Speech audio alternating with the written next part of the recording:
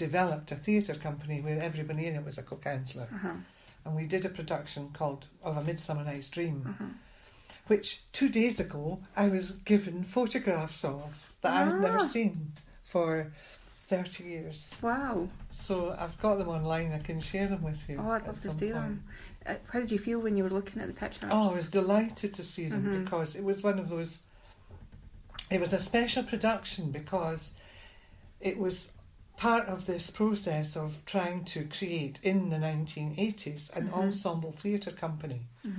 Because traditionally, up until then, theatre companies were really autocracies, where the director was the high-heeled bummer and everybody else was just a runner, basically. Yeah. Do what you're told. Don't argue with me. Whereas I was actually far more interested in what was the creativity inside the actors, and what was it that could serve the play. And the play was A Midsummer Night's Dream, which is a play well worth serving. Yes. Where the fairy world is present. Yeah. And so... And celebrated. And I was also had been studying Rudolf Steiner before that. And I had learned about this movement piece called eurythmy. So I was able to put a eurythmy shape on the floor so that the fairies ran the eurythmy shape, which was a 5-pointed star, which you can make as a movement. You can actually draw it on the floor with your body, running. And so when the fairies came on, they all moved in on the star, which was a convention that allowed the audience to perceive them as in a separate world, in a separate dimension from the human beings on the stage. And it also was clear to me that you have to cast Hippolyta and Theseus, who are the king and queen in the play, also have to be the king and queen of the fairies. Now, if you don't do that, the play doesn't work nearly so well.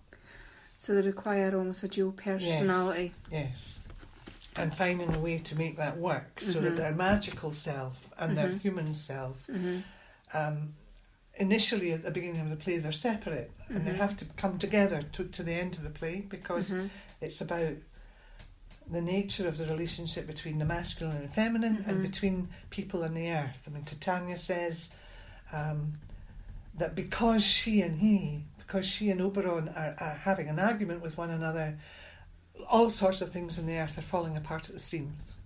It's one of her major speeches. So it's the repercussions of that energy, it's almost like throwing a stone into a bit of water. Yeah. And you've got the ripples. And the problem with the culture that we're living in is that the masculine energy, which is the patriarchy, has tried to annihilate the feminine energy.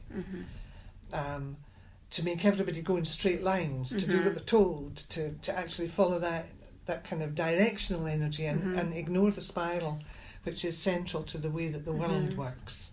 So the Fibonacci spiral is in almost every plant. It's in everything that really works. Then there's a combination of directional straight line energy and curving spiral energy.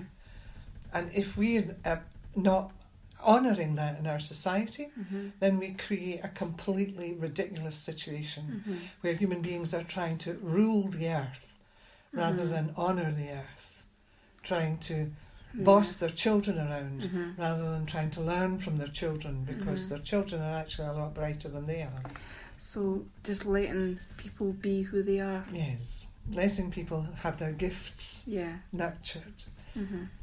And unfortunately in the Western world we seem to have been, instead of nurturing the most creative, loving, warm-hearted beings, we've been rewarding and honouring narcissistic Egypts. You know, people that think that they can tell you what to do all the time, and if they can't get you to do it without, they'll create a bomb and drop it on you. And I mean, they're actually completely insane. And in some way we have managed as a society to allow the most insane to be in the top chairs of power. And we can see that very visibly at the moment in our world. And the world is reacting in a big way. Absolutely. Because it doesn't feel right. No. It's not right. It doesn't feel right. There's an amazing amount of on-the-ground activity. Over the last 30 years, a lot of the time people were getting very disillusioned with what they were experiencing in the workplace, in politics, in anything where it used to be they had trust in. So the churches went to the wall as well. But a lot more people are now trusting their own breath and their own bodies and their own awareness among the young people. And there is an amazing groundswell movement in the green energy field. And it has to be honoured if it's not paid attention to. It's why this young woman who went to the UN, who's from Sweden, who's 15 years old, has managed to talk Turkey enough to wake up a whole set of people, how not only our own generation, but their parents and their grandparents, because it's time, and we have no time left. As she says, it's an emergency. Absolutely. You know, we can't keep on using and what's good about the way that this spokesperson has emerged is I'm told that she's on the autistic spectrum, and I think wonderful. It means that she does not care that they're bigger than betters, as they would be. What they say to her, they won't be able to threaten her. They won't be able to get through that place where she just says, this is who I am, and this is what I see you doing. So that there's a kind of willingness to be verbal about what she sees to be the truth, and an unwillingness to be affected by other people pushing her. It's not always the case that it's as effective as she has it, the balance there, because sometimes autism can make you unwilling to speak altogether. Absolutely. And sometimes it can make you quite unaware of anything other than yourself.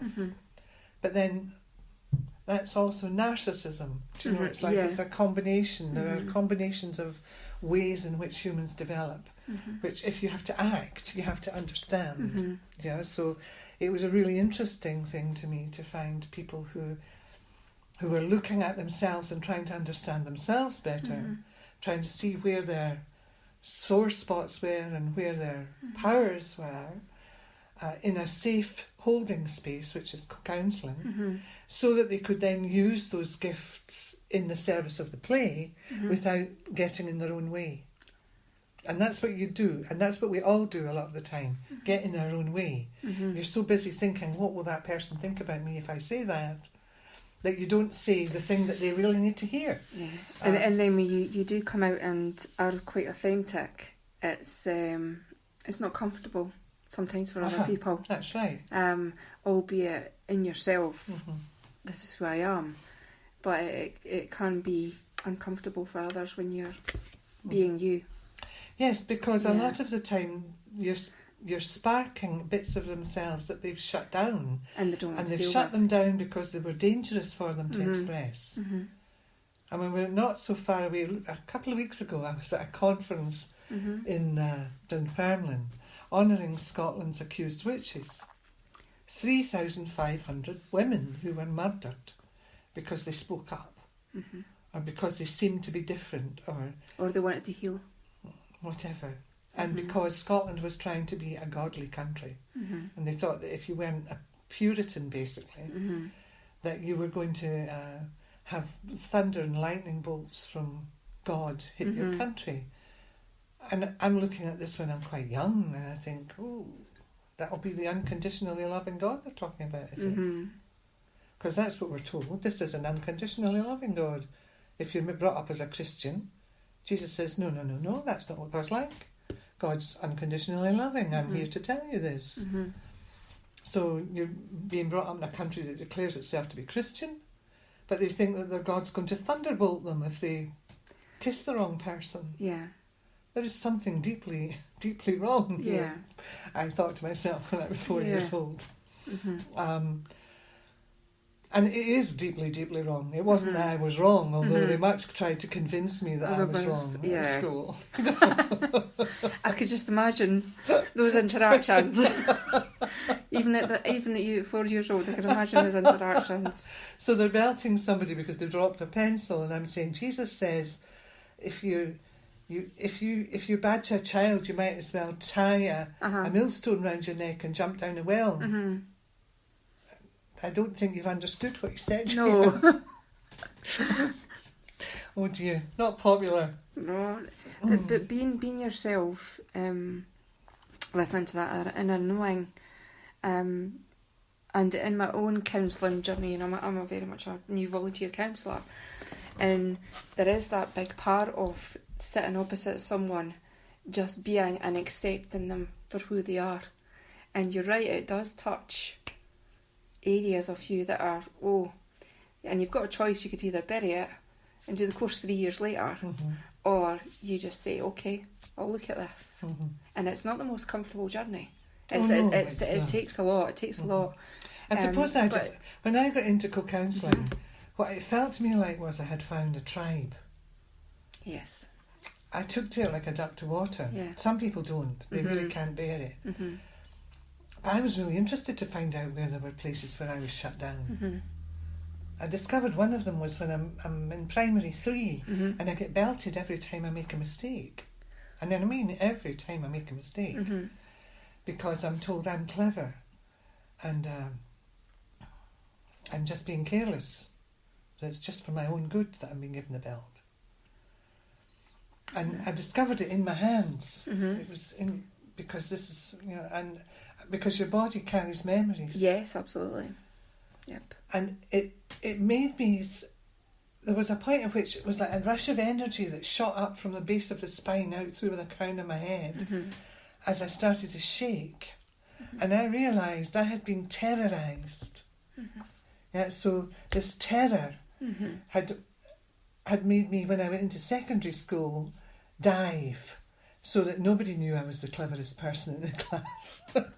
That's what we do, though. That's what we do. I couldn't get out of that when I was at primary school, but in secondary school, everywhere I could, I just took a dive.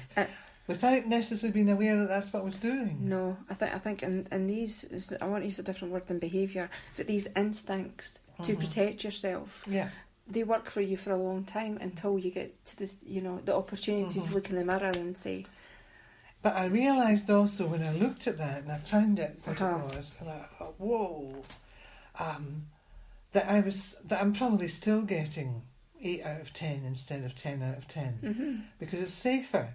If I get 8 out of 10, I only get 2 of the belt, and people don't try and beat me up in the playground. If I get 10 out of 10, which I can every time at that point, then I'll get beaten up in the playground. So, and sometimes I only get 7 out of 10 because there's something I actually don't know. So I get 3 of the belt, but I still don't get beaten up in the playground. And I'm still looking at how that affects things like, am I willing to try and let my work get published? Am I willing to stand up and perform? Am I willing to let people see? When I say I've just joined Pensioners for Independence. And I think, no, I want to call this Elders for Independence.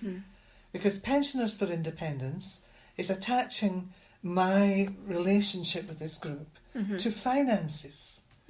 Whereas Elders for Independence is attaching it to life experience. Absolutely. Wisdom, stories, culture, that which is real in us all. Whereas this pensioners stuff, this is just a construct. I would like it to be a construct which allows people who are in the group of elders to live on a reasonable amount of money. But money's not what's important. What's important is that you're fed, that you're heated, that you're housed. It's not the money that's important, it's what it allows you to have in our culture. But in other cultures, the elders are looked after regardless of whether or not they've got any money. It's this notion that somehow or other you've only got value if you've got money. It's a patriarchal Western construct, and it is completely mind-boggling to the native peoples of all nations. It's like it was mind-boggling to the Native American Indians when they were told, we're going to buy your land. And they all went, all right, I'll cost you tons. Because they really didn't believe that anybody actually thought they could do that. As they know, the land owns you, not the other way around. No, absolutely not. I saw a film last Sunday. That was that Neither Dog Nor Man, and that was an absolute amazing experience. Oh, did you got to it? I got to it, and it was.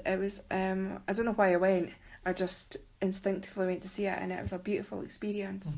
And you saw the pain that this because of the memories, because of the history that this 95-year-old gentleman was very much a gentleman.